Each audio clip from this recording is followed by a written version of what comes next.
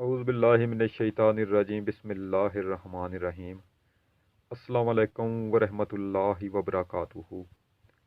प्यारे दोस्तों, मैं हूं आपका मेज़बान राना शहज़ाद। आपको अपने इस यूट्यूब चैनल पर आज एक बार फिर से खुशामदीद कहता हूं और उम्मीद करता हूं कि आप सब लोग भी खैरियत से होंगे।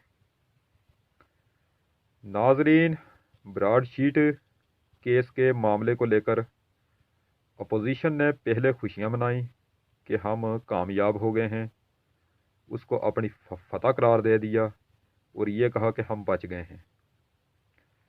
लेकिन अब मुसीबत क्या बन गई है, क्योंकि जब तफसीली फ़ैसला आने के बाद उसको पढ़ा गया और उसके मंदरजात को देखा गया तो अपोजिशन पर यह हकीकत खुली कि हमारा मामला कुछ दबा नहीं है, बल्कि नए मामलात खुल गए हैं। नाजरीन, अगर बरतानवी अदालत इवन फील्ड अपार्टमेंट को ब्रॉडशीट केस के साथ जोड़ देती और ये कह देती कि आप इवन फील्ड अपार्टमेंट के ऊपर भी 20% रकूम हुकूमत पाकिस्तान से वसूल कर लें, तो नवाज शरीफ साहब के लिए बहुत बड़ा मसला बन जाना था। नवाज शरीफ का ये बड़ा मसला था कि ब्रॉडशीट कंपनी उस केस को अगर इवन फील्ड अपार्टमेंट के साथ जोड़ देती तो नवाज शरीफ को खदशा था कि मेरी चोरी पकड़ी जाएगी, और अगर उस केस को इवन फील्ड अपार्टमेंट के साथ अटैच नहीं किया जाता तो फिर मैं बेगुनाह साबित हो जाऊंगा। अब हुआ यह है कि वो ब्रॉडशीट केस तो इवन फील्ड अपार्टमेंट के साथ अटैच नहीं हुआ, अलबत्ता 70 से ज़्यादा प्रॉपर्टीज नई निकल आई हैं। नाजरीन, ब्रॉडशीट केस पनामा लीक्स से भी बड़ा केस है। आप उसको पनामा लीक्स 2 भी कह सकते हैं, जिसमें शरीफ ख़ानदान अब बहुत बुरी तरह फंस चुका है और उसके असरात इतनी जल्दी ख़त्म नहीं हो पाएंगे, बल्कि ये असरात अगले इलेक्शन तक जाएंगे। नाजरीन, जब पनामा लीक्स केस चला था तो वो पूरे 2.5 साल तक चला था और अब हुकूमत को आए हुए भी 2.5 साल हो चुके हैं। तो इससे आप अंदाज़ा कर लें कि ये वाला ब्रॉडशीट केस तो पनामा लीक्स से केस से भी बहुत बड़ा केस है। उसमें रकम भी बहुत ज़्यादा है जो चोरी हुई है, और उसमें लोग भी बहुत ज़्यादा हैं। उसमें शरीफ ख़ानदान पर इल्ज़ामात भी बहुत ज़्यादा हैं और बरतानवी अदालत का फ़ैसला भी मौजूद है। ये भी ऊपर से मोहर लग चुकी है। जैसे मशहूर है ना कि कहावत है कि जलती पर तेल का काम करना। तो नाजरीन, आने वाले दिनों में ये बहुत बड़ा स्कैंडल बनेगा। इस को आप ऐसा वैसा मसला ना लें। ये जो मसला है ना, ये बहुत बड़ा मसला बनेगा, ब्रॉडशीट केस वाला। तो नाजरीन, उस सारे मामले पर इमरान खान साहब ने एक इंक्वायरी कमेटी बनाई और उस इंक्वायरी कमेटी की सरबराही सुप्रीम कोर्ट के रिटायर जज जस्टिस अजमत सईद साहब को दी गई है, मगर अपोजिशन ने साबिक जस्टिस अजमत सईद की सरबराही पर इतराज़ात उठा दिए हैं। नाज़रीन, मुस्लिम लीग नून मुकम्मल तौर पर साबिक जस्टिस अजमत सईद की सरबराही के ख़िलाफ़ है। उसकी 3 वजूहात हैं। नंबर 1, पनामा लीक्स का जब फैसला हुआ तो उस 5 रुकनी बेंच में जस्टिस अजमत सईद साहब भी शामिल थे और वो उन जजों में से थे जिन्होंने नवाज शरीफ साहब के ख़िलाफ़ फ़ैसला दिया था।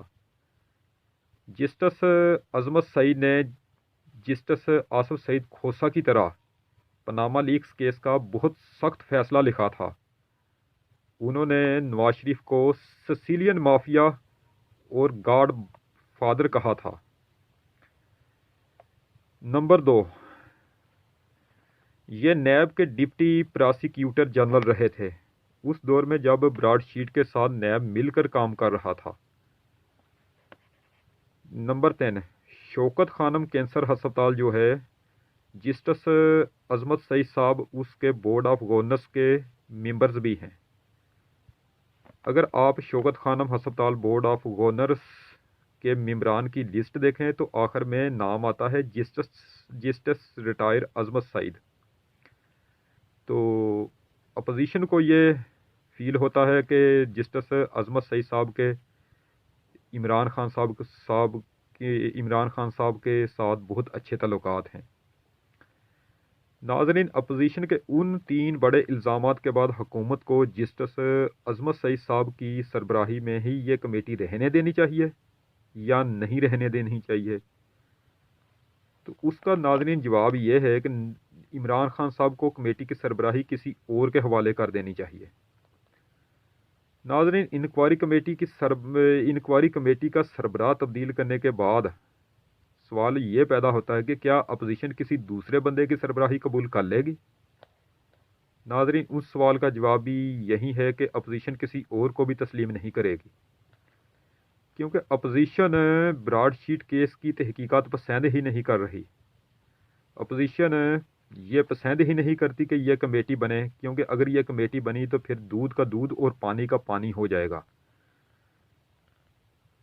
مثلا اس میں پوچھا جائے گا جناب یہ کون کون سے بندے ہیں اور کون کون سی پراپرٹیز ہیں جو براڈ شیٹ کمپنی نے پکڑی ہیں اور اس میں کتنی حقیقت ہے۔ اور یہ کیس چلتا ہوا سن 2000 سے اسٹارٹ ہوگا، جب مشرف نے ان دونوں پارٹیوں کو NRO دیا تھا۔ تو نئے کیسز بنیں گے، نئی پراپرٹیز کھولیں گی، بے شمار مسئلے مسائل پیدا ہوں گے۔ تو اپوزیشن اب ہیلے بہانوں سے اس کمیٹی پر اعتراضات لگا رہی ہے، اور میں یہ گارنٹی کے ساتھ کہتا ہوں کہ آپ جسٹس ریٹائر عظمت سعید صاحب کو تبدیل کر کے کسی اور کو بھی سربراہ مقرر کر دیں اس کمیٹی کا، تو ناظرین یہ اپوزیشن والے اس نئے سربراہ پر بھی کوئی نہ کوئی اعتراض لگا دیں گے اور اس پر بھی کیڑے نکالیں گے، کیونکہ یہ ان کو پسند ہی نہیں ہے کہ ہم پر مزید کیسز کھلیں، نیب کی انکوائریاں بھگتنی پڑیں، نئے ریفرنس تیار ہوں اور عدالتوں کے چکر لگانے پڑیں۔ تو ناظرین، آپ مسلم لیگ نون کی پرانی تاریخ اٹھا کر دیکھ لیں تو آپ کو بخوبی اندازہ ہو جائے گا، ان کو جج سے کوئی مسئلہ نہیں ہوتا یا کسی کمیٹی کے سربراہ سے کوئی مسئلہ نہیں ہوتا، ان کو جو مسئلہ ہوتا ہے وہ فیصلے سے ہوتا ہے۔ فیصلہ اگر اچھا آئے تو یہ کہتے ہیں کہ عدلیہ کا بول بالا ہو گیا، عدلیہ کی آزادی کمال ہے، عدلیہ نے انصاف کا بول بالا کر دیا، اور ہم ان ججز کو سلوٹ پیش کرتے ہیں۔ فیصلہ اگر اپنی مرضی کے مطابق آئے تو، لیکن اگر فیصلہ مرضی کے مطابق نہ آئے، فیصلہ مرضی کے خلاف آئے، تو وہی جج ان کے لیے بہت برے بن جاتے ہیں، اور یہ پھر عدلیہ کو گالیاں بھی دیتے ہیں، توہین عدالت کرتے ہیں، دھمکیاں دیتے ہیں اور نقصان پہنچانے کی بھی کوشش کرتے ہیں۔ مثال کے طور پر جب پاناما لیکس میں سپریم کورٹ آف پاکستان نے JIT بنائی تو ان لوگوں نے JIT بننے پر خوشیاں منائی، مٹھائیاں تقسیم کرنی شروع کر دیں، اور جب اسی JIT نے ان کے خلاف فیصلہ دیا تو یہ لوگ اٹھ کر اسی JIT کو گالیاں دینا شروع ہو گئے۔ نیب کے خلاف ان کو کسی قسم کا کوئی اعتراض نہیں تھا، جب اسی نیب نے ان کے خلاف کیسز کھولے تو یہ اسی نیب کو گالیاں دینا شروع ہو گئے، ان پر الزامات لگانا شروع ہو گئے، نیب نیازی گٹھ جوڑ کا الزام لگا دیا، انتقامی کارروائی کا الزام لگا دیا۔ تو ناظرین بات یہ ہے کہ آپ یہاں پر کوئی بھی بندہ تبدیل کر کے دیکھ لیں، کسی کو بھی انکوائری کمیٹی کا سربراہ مقرر کر کے دیکھ لیں، اپوزیشن یہ چاہتی ہی نہیں ہے کہ ہماری تحقیقات ہو، ہم پر نئے کیسز بنے، ہم پھر سے ہم تو پچھلی انکوائریاں نہیں بھگت رہے، ہم سے تو وہ وہیں سنبھالی نہیں جا رہی، آگے سے مزید تیار ہو جائیں۔ تو ناظرین بات جسٹس عظمت سعید صاحب کی سربراہی کی نہیں ہے، بات انکوائری کمیٹی کے کام کرنے کی ہے کہ وہ کام ہی نہ کرے۔ اپوزیشن کا مین مقصد یہ ہے۔ تو ناظرین آج کی نشست اسی کے ساتھ ختم کرتے ہیں، انشاءاللہ تعالیٰ کل پھر آپ سے ملاقات ہوگی ایک نئی ویڈیو کے ساتھ، ایک نئے ٹاپک کے ساتھ۔ انشاءاللہ تعالیٰ اس وقت تک کے لیے آپ سے اجازت چاہتا ہوں۔ ویڈیو کو لائک کریں چینل کو سبسکرائب کریں اور بیل آئیکن پر ضرور کلک کریں۔ اللہ نگہبان۔ خدا حافظ۔